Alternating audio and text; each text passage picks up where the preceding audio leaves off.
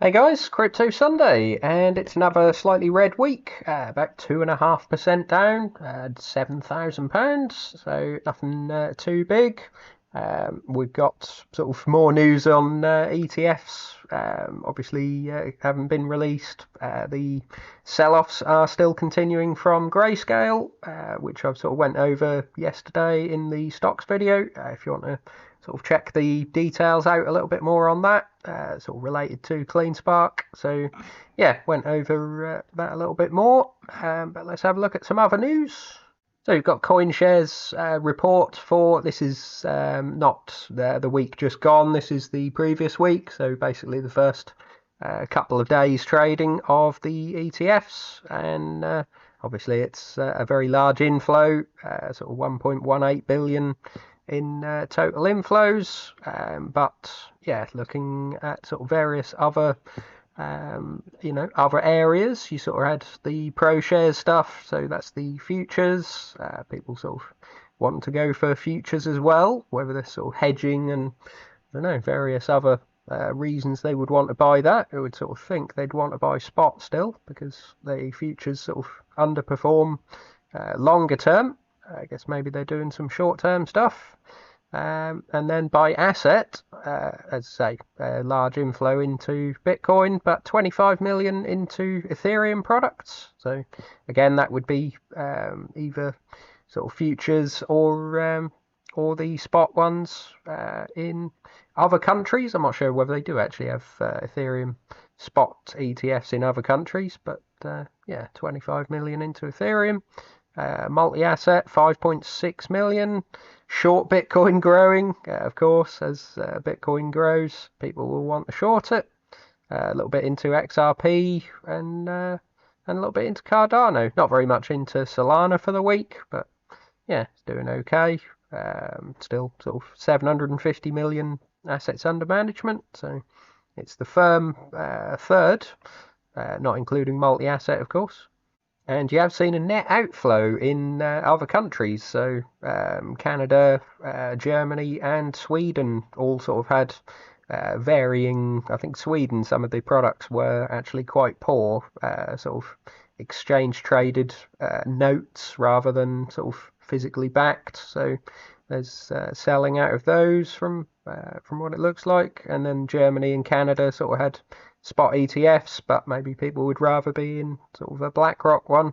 So it could be fees as well. But yeah, outflows out of there. Whether they're actually moving into the US ones, we don't know. But it does appear to be sort of either sideways, selling to get into these US ones, or maybe just some selling, from other countries and taking the cash. But on the flip side, somebody that is providing inflows is Tether. So we'll know Tether are making a fortune out of their stablecoin at the moment. They're up to $95 billion from the looks of it, and they sort of just pile that all into treasuries and pay nothing in interest to the holders of it. So they make sort of $4.5 billion a year, I would have thought, at the moment. And they have bought 8,888 Bitcoin for $380 million.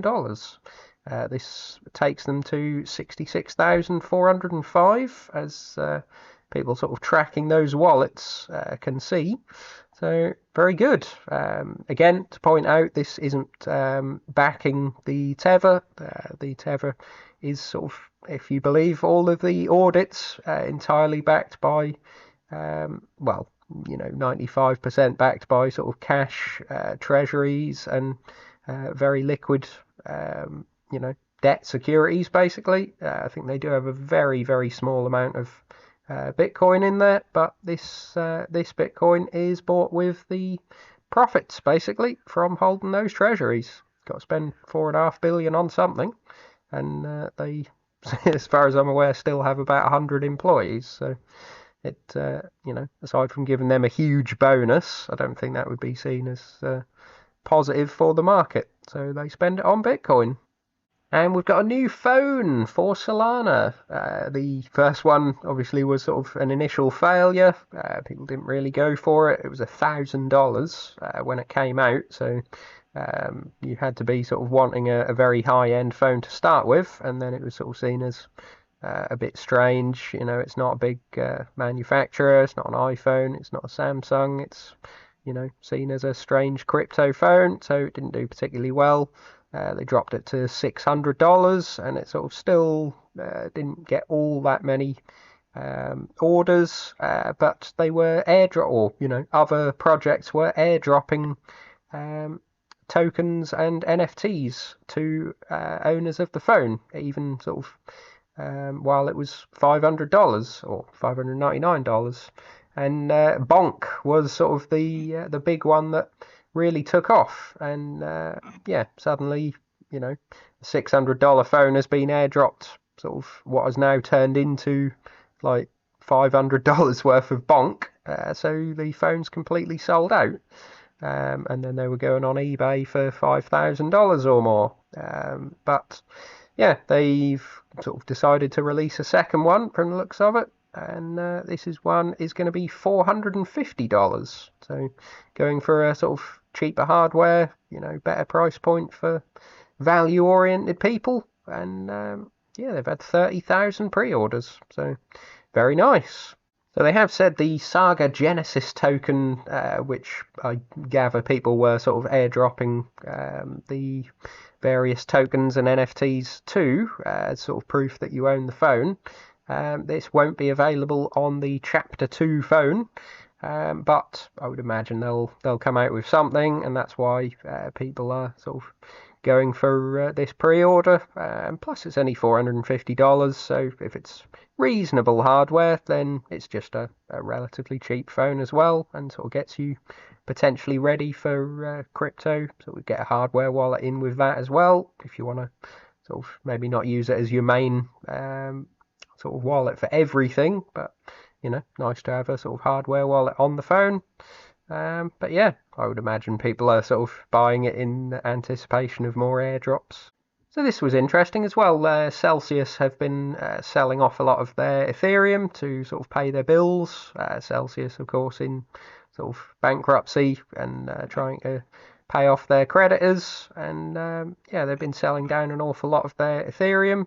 And the wallets, it's showing, still have 584,000 Ethereum, worth $1.4 billion. So the market has been anticipating a huge amount more selling. But this chap on Twitter, 0x Bobo Shanty, has sort of gone into great detail. It's quite an interesting read, sort of showing that selling may be over, or at least partially. Looks like they were selling that Ethereum to sort of pay out cash claims, and that rather a large amount of this is going to be distributed in kind. So, you know, people that had Ethereum deposited with them would be wanting to get their Ethereum back, not the equivalent in cash. So a huge amount of this, 536,000, will be distributed in kind for unsecured claims. So people that held Ethereum are going to get their Ethereum back. And sort of where we are in, considering where we are in the bull market, sort of fairly early stage, I wouldn't imagine a huge amount of those people are going to want to sell it straight away. They might be in a loss, you know, if they deposited on Celsius when price was higher and they just get it back. You would think they may sort of you know, hang on to it for a little bit longer. So yeah, 62,000 distributed in kind for convenience claims, and 26,000 has already been sent to Coinbase and PayPal. And he sort of goes into detail about how they sort of lost a lot of their money investing in Grayscale, the GBTC, at a 40% premium. Obviously that premium went away, it went to a discount and has now come back to zero, but it's never going to go to the sort of 40% premium that they paid for it. So that money is gone. They also sort of took a loan backed by FTX's FTT token, So that ended up being worth pretty much nothing. 520 million of FTT token. So yeah, this was, in hindsight, obviously it looks silly, but maybe at the time they thought they knew what they were doing.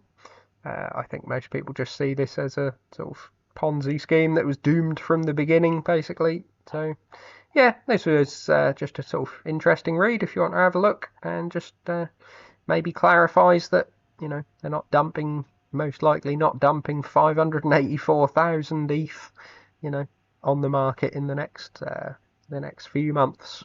It's going to be distributed back to people, and it's up to them what they want to do with it. And I thought, considering the moderate drop that we're having in crypto at the moment, sort of Bitcoin down from this spike that it had on the ETF approval day, or first trading day, went up to about 49,000. We have sort of dropped to the low 40s. I think it reached about 40,500. So it's about 20%.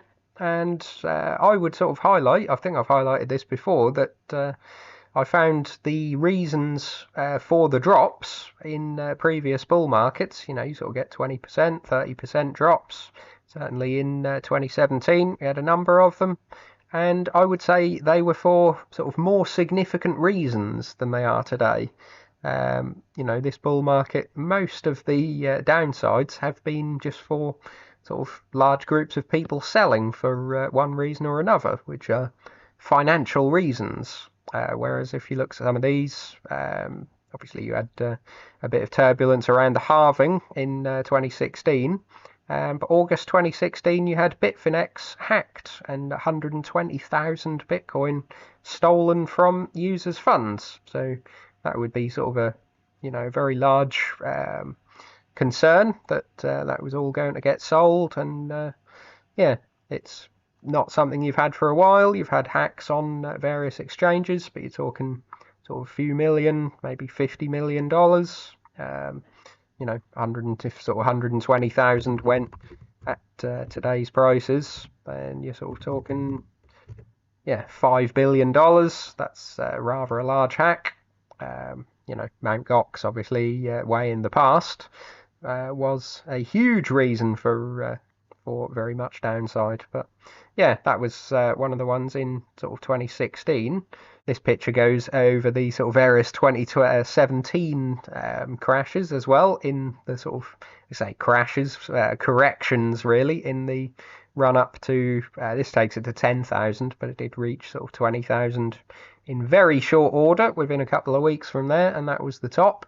But yeah, you sort of had various drops through here, sort of China cracking down on Bitcoin, sort of various bans, banning mining and that sort of thing. They were a huge amount of the mining hash rate, so them sort of banning it, people were thinking the whole network was going to come to a close, and them sort of trying to ban all sorts of transactions. With the mining that high, they were a huge amount of transactions. So yeah, people were worried about sort of the whole network sort of grinding to a halt in a large part of the volume. So that was a concern. And then sort of August time, this had been sort of rumbling along for a while, but you had Bitcoin forking into Bitcoin Cash and Bitcoin, Bitcoin Cash forking off, basically. And you sort of had arguments about this in the lead up, the sort of block size wars. People were thinking bigger blocks would be better. And Roger Ver and Jihan Wu, if I recall, were sort of basically trying to split the audience, and try and move them over to Bitcoin Cash. So you had this sort of concern that, Bitcoin itself could die off and it would all switch to Bitcoin Cash, or you might have a sort of two warring factions. We all sort of know in the end Bitcoin Cash kind of failed. I'm sure there's still fans of it out there, but yeah, that was sort of a major concern, really. Everyone who had, Bitcoin got given the equivalent of Bitcoin Cash, and we were sort of unsure what to do with it. I ended up selling mine. Could have made a little bit more out of it, but yeah, that was sort of a nice little airdrop almost. But I would say a significant reason for a sell-off. Then, in just a month later, you had some sort of ICO bans from South Korea, more China, shutting down of exchanges, and you also had at the same time pretty much Jamie Dimon calling it a fraud, calling Bitcoin a fraud. I think that was the first sort of very outspoken comment from Jamie Dimon. We've had obviously a huge amount of discussion on it, I would say, since then. And, him calling it a fraud or calling it whatever doesn't really affect the market these days. But the first time that happened, people were sort of thinking, most powerful bank in the world, CEO says it's a fraud. Would he have a lot of power and enough power to sort of, do large damage to it, maybe in the US, maybe even wider than the US? So that sort of caused a bit of a downturn. So I would say, when we get these sort of 10-20% corrections these days, it's for less significant reasons. It's financial reasons, so-and-so is selling for some reason, and that causes downward pressure. It's not, for the most part, threats to the network itself. So just something worth thinking about. I thought this was interesting as well, just looking at the Ethereum usage, which is sort of seems to have really kicked off since the day of the Bitcoin ETF launches, which is very, very odd. 10th of January, you sort of had this enormous amount of activity, and so we were at 120 million, 182,000, and it's sort of come right the way down to 172,000, and it's sort of risen up a little since, but so you're looking over the last 30 days at around 9,000 ETH drop in circulating supply. As you can see, it's sort of basically 9,000 in the last week and a half, because it was sort of relatively flat up until the Bitcoin ETF launch. So yeah, very very strange whether people are manoeuvring sort of, part of this is anticipation for Ethereum ETFs in some way, or if it's just excitement about Ethereum in general. We don't really know, but yeah, 9,000 drop in a week and a half is pretty good. So coins for the week, it is unsurprisingly mostly red. Bitcoin down 2.7%, Solana down 4.7%, Ethereum 2.7% down. Chainlink is actually in the green, surprisingly. It's holding up very well, 5.7% green. So that's the only one that is green. Cardano 5.34%, XRP 4.2%, Power Ledger still bleeding, 12% down. Really should have sold more when I had the chance, but that's hindsight. Polygon 9.6% down. That's not doing well either. Audius 4.2%, Quant 3.5%. Internet Computers, the worst performing for the week at 17.7%. That had been sort of rising up a reasonable amount. Gala 10.5% down. Basic Tension Token 6.2%, and VeChain 7%. So it's a correction, as I say. Last couple of weeks, it's been sort of very, very volatile. Reached an all-time high. Well, not an all-time high, a sort of a high for the last year. During early last week, and has sort of been, as I say, dropping down ever since. So we'll see how much more happens. Maybe there's more grayscale selling going on, and yeah, we'll have to see whether any of it flows into the new ETFs. We've got Fidelity and the BlackRock one up to 2 billion now. So yeah, I'm sort of prepared for a little bit more red. Not something I'm looking to buy at the moment. I'm still putting all the money I've got to spare into stock options, basically. I see them as a better risk reward than even the small altcoins. Can't see too many of these altcoins sort of, getting a 15 or 20x from here. I think some of them could do a 10, but I see potential for a 20x on some of the options. So in a very bullish scenario, but we'll see. So leave your thoughts in the comments below, and like and subscribe. See you soon.